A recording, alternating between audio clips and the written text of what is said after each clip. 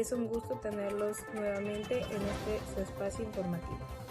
También estaremos en compañía de dos importantes analistas, Diego Aguilar González y Octavio Camilo Hernández Jiménez, quienes son egresados de Harvard y nos darán una mayor explicación a detalle sobre estos movimientos. También nos acompañarán dos importantes analistas, Diego Aguilar González y Octavio Camilo Hernández Jiménez, quienes son egresados de Harvard y nos darán una mayor explicación a detalle sobre estos movimientos. Hola, ¿qué tal? Es un gusto y un placer participar en este espacio informativo. Hola, ¿qué tal? También es un gusto poder estar presente con ustedes y hablar sobre estos temas que han venido siendo protagonistas de nuestro país. Una vez presentados todos los integrantes, comencemos con el movimiento social que se nos presenta en mayo de 2012 cuando toma posesión de la presidencia Enrique Peña Nieto y nos referimos al movimiento Yo Soy 132. ¿Qué nos puedes comentar sobre este movimiento, Diego?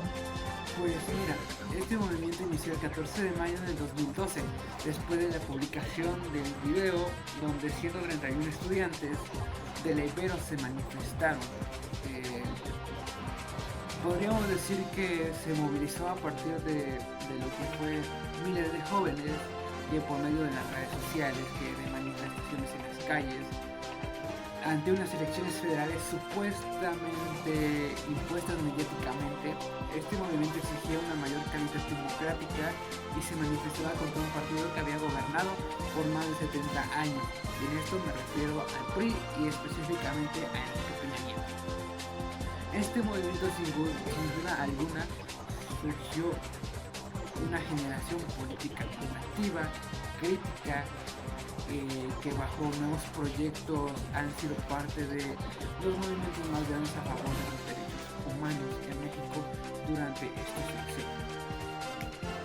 Sin duda alguna, Peña Nieto fue quien detonó la indignación de los estudiantes de la Universidad Ibero cuando buscó justificar su actuación en la representación de Atenco, una serie de enfrentamientos violentos en la ciudad de San Salvador Atenco entre la Policía Preventiva de México y, de acuerdo con la revista Proceso, desde que llegó a las instalaciones de la Universidad Ibero, se podría decir, fue abucheado por los estudiantes quienes le gritaron literalmente de todo, asesino, con cartas, lo que provocó que se fuera del lugar y se fue a resguardar en el... Ok, muchas gracias por tu participación. De verdad que ha sido sin duda alguna uno de los movimientos más grandes a favor de los derechos humanos en México. Por eso mismo es un movimiento que llama la atención. Pero Camilo, quisiera escuchar tu opinión y participación de este movimiento. ¿Qué tal te pareció? Claro que sí. Pues bueno, yo puedo agregar que en este siglo México, después de que hiciera pues gárgaras de hablar sobre la transición, la democracia y quién sabe cuántas cosas más, empezaron a encontrar a las personas de este movimiento que dijeron que eran entre 25,000 y pues bueno, fueron corregidos por la UNAM y su rector José Navarro, que fueron de 7 millones. Pero bueno, no solamente fueron ninis, como eran llamados, sino que también de ateales, de aguas blancas, de zapatismos, de atencos y entre otros más. Otro dato curioso que, pues bueno, Sandra, quien participó en las protestas de la Ibero, organizó con otros 6 o 7 compañeros para manifestarse con pancartas refiriéndose a la situación de Atenco con Peña Nieto, de acuerdo a la información de la expansión, pero su sorpresa fue que al llegar ahí habían más estudiantes con las mismas intenciones.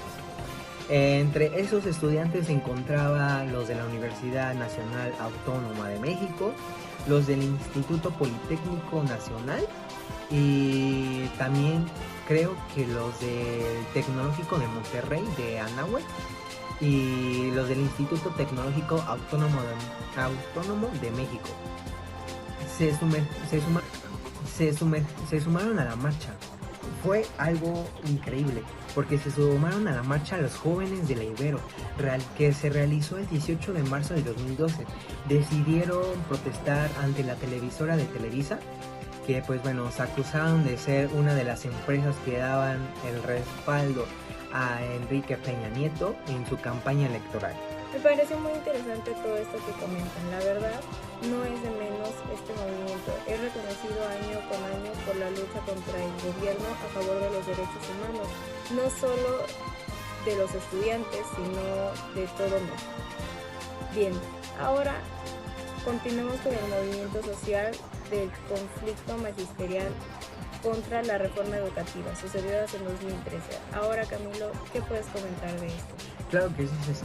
Bueno, pues principalmente este conflicto siento que en lo personal es desarrollado por la reforma educativa que fue presentada en diciembre del 2012 y aprobada el 25 de febrero del 2013 y promulgada el 12 de diciembre del mismo año.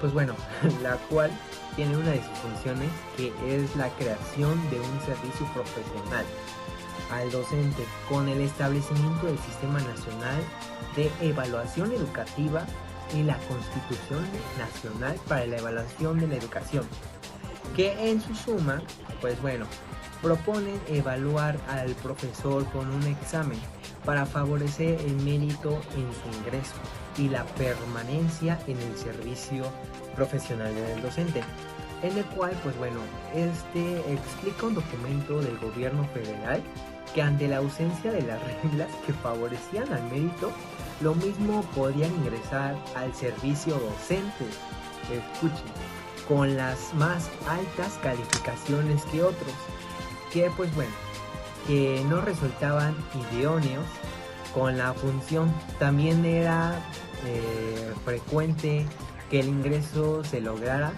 mediante prácticas como la compra o la herencia de plazas. Sin duda, alguno de estos... Estoy completamente de acuerdo, Camilo, porque debido a las llamadas reformas estructurales de Enrique Peña Nieto, se vieron afectados muchos profesores que tienen que alzar la voz para exigir sus derechos. Aunque por otro lado, es cierto que de alguna forma u otra se elevará la calidad de educación en México. Continuamos contigo, Diego, si tienes algo más que agregar o decir acerca de este movimiento. Así es, Ceci, tengo unos datos muy importantes, y es que entre abril de 2013 al 2016, pues básicamente han suscitado diversos enfrentamientos, marchas, bloqueos, incendios y plantones. Entre los sucesos más destacables se encuentran el incendio al edificio del PRI, del Partido Revolucionario Institucional en Chilpancingo, Guerrero, un plantón de casi 5 meses en el Zócalo de la Ciudad de México, con un enfrentamiento el 13 de septiembre del 2013 con la Policía Federal, y la instalación de carpas y casas de campaña en el Monumento a la Revolución de septiembre a febrero del 2016. Por aquí tengo otros datos y nos dice que lapso en el que se presentaron 3 bloqueos a los accesos del Aeropuerto Internacional de la Ciudad de México, abreviado en sus siglas AICM. Además, en diciembre del 2013 a febrero del 2014, al principio de la implementación de la reforma, unos 500 profesores de todo el país fueron cesados por las inasistencias a sus escuelas, informó la Secretaría de Educación Pública, SEP. El titular de la SEP, Aurelio Nuño, dio a conocer que se removieron cerca de 4.000 docentes en Guerrero, Michoacán y Oaxaca, ya que pese a las adversidades del gobierno federal, los maestros permanecían en plantón. Sin duda alguna me parecieron muy interesantes los puntos de vista que tienen Diego y Camilo, así que vemos que no siempre ha sido fácil para los maestros, ya que han tenido que luchar por sus derechos contra el gobierno. Pero continuamos con el siguiente movimiento social, que es el movimiento Acciones Globales por Ayotzinapa. Uno de los movimientos más tristes y desafortunados, pero ustedes analistas comenten más a detalle acerca de este movimiento social. Iniciamos contigo, Diego. Pues sí, mira, te comento, Ceci, pues todo inició el 26 de septiembre de 2014, donde un grupo de estudiantes de la Escuela Normal Rural Raúl Isidro Burgos de Ayotzinapa ubicada en el estado de Guerrero, tomaron de manera pacífica algunos autobuses de servicio de transporte público del municipio de Iguala, en el mismo estado, con la intención de trasladarse a la Ciudad de México y participar en lo que es la movilización del 2 de octubre.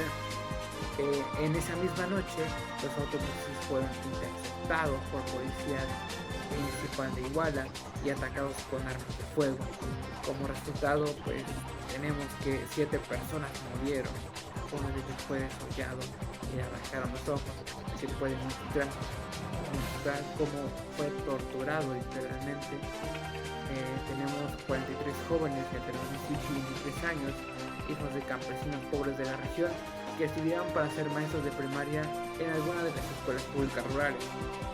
Fueron detenidos por policías y desaparecidos. En total fueron 180 personas directamente atacadas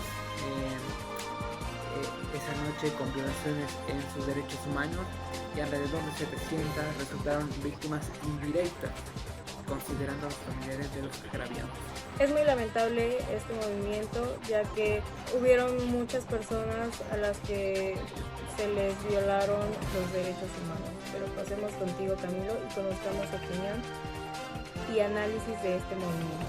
Cano aceptó la colaboración de la Corte Interamericana de los Derechos Humanos para aclarar lo que sucedió la noche del 26 de septiembre del 2014.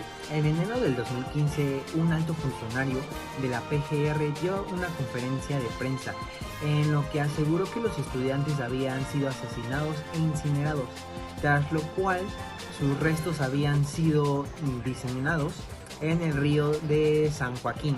La base de esta versión eran declaraciones de supuestos participantes obtenidas bajo la tortura.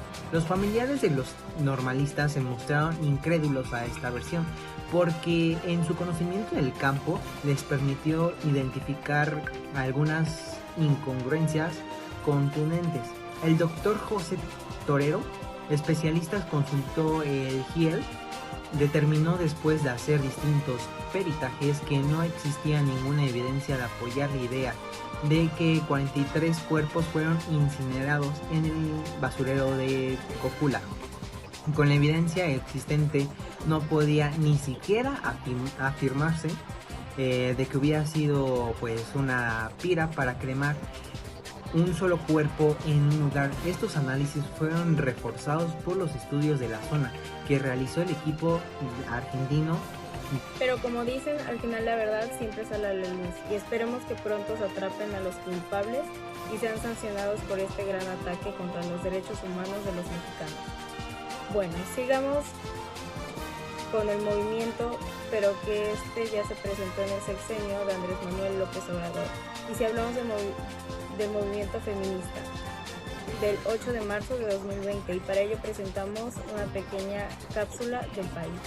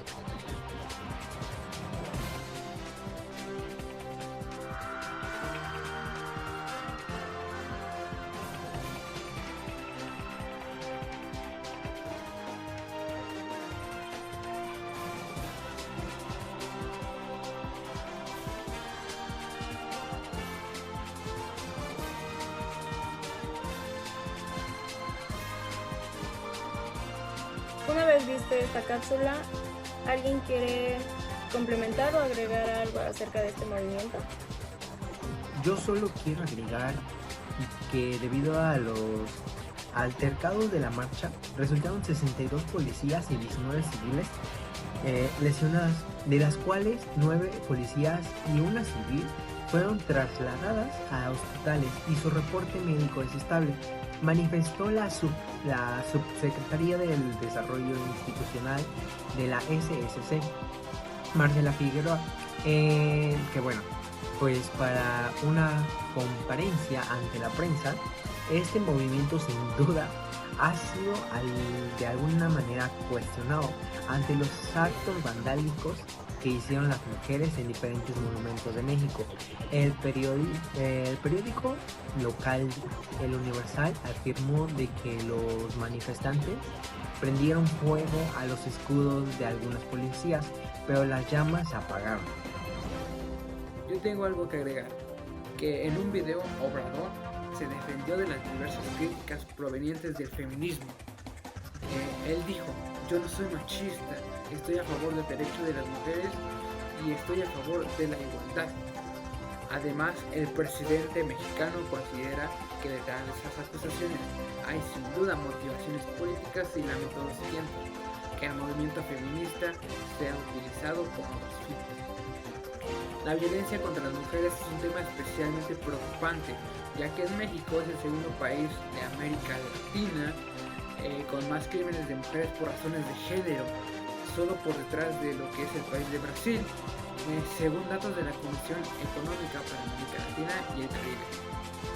Y pues bueno, el país, una estadística es que el país de México cerró en el 2020 con 3.723 muertes violentas de mujeres, sumando feminicidios y homicidios dolorosos.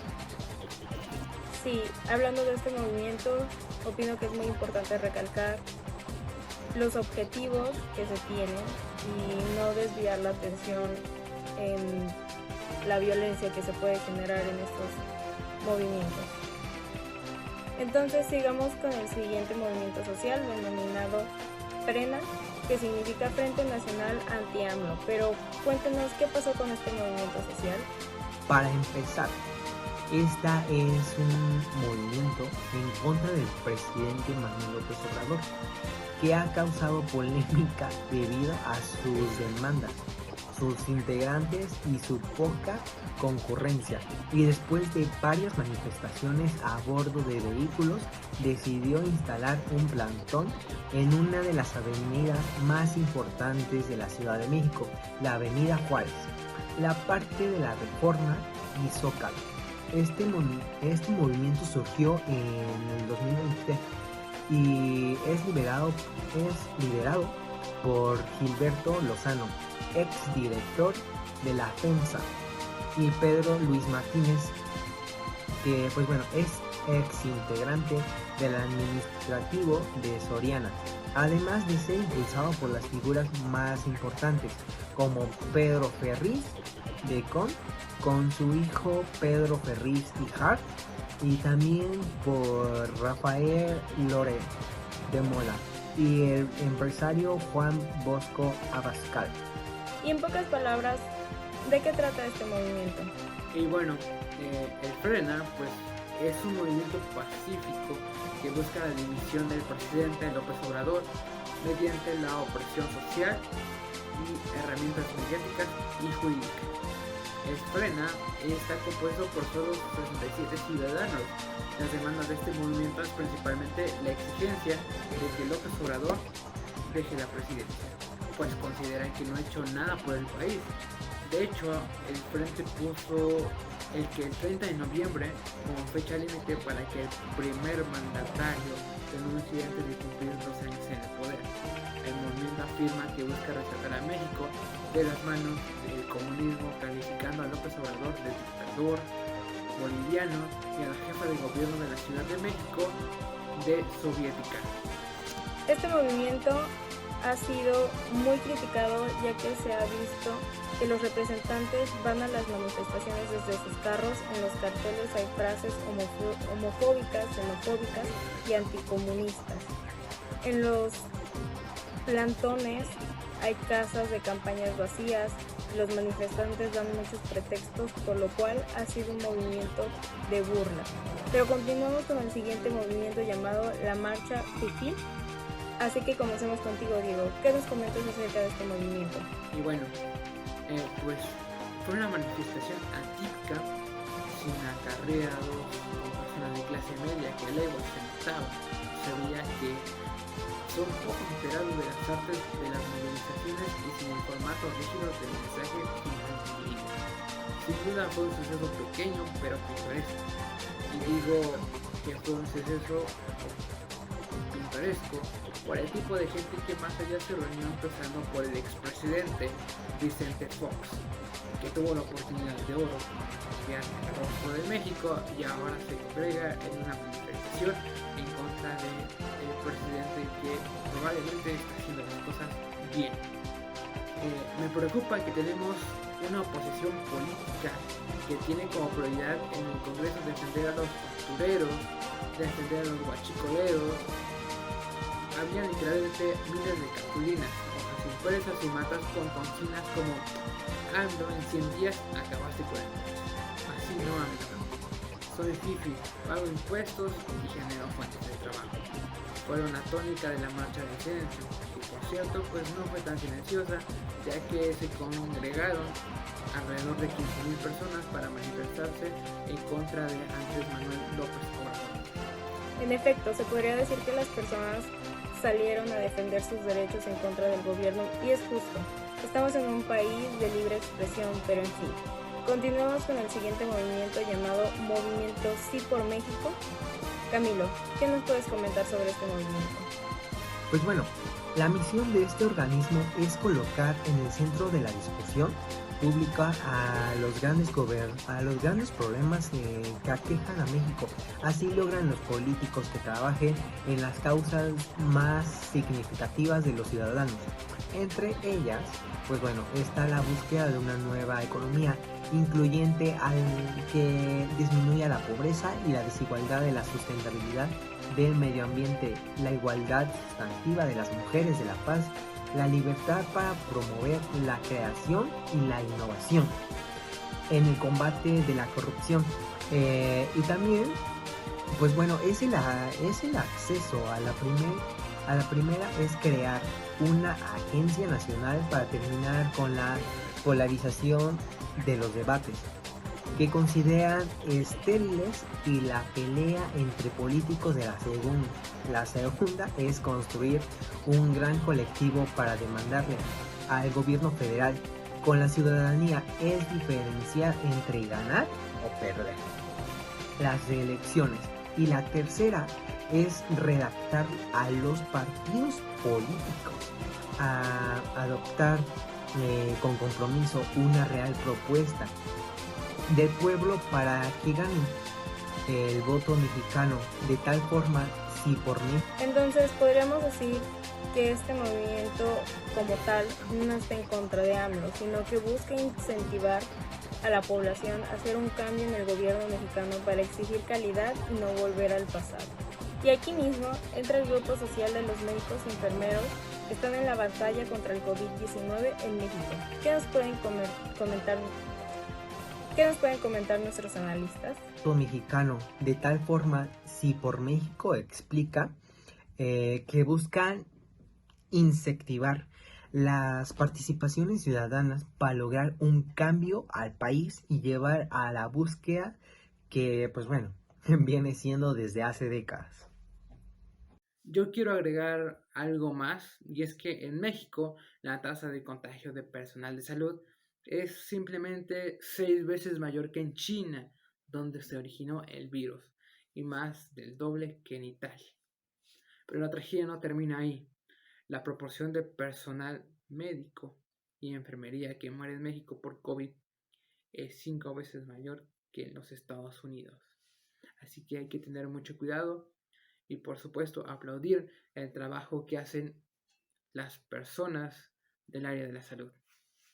Podemos recalcar que es muy importante estar al pendiente de los movimientos sociales que están sucediendo en nuestro país, ya que nos ayudan a estar conscientes de las situaciones y de las situaciones que están pasando las diferentes minorías del mismo. Muchas gracias, hasta luego.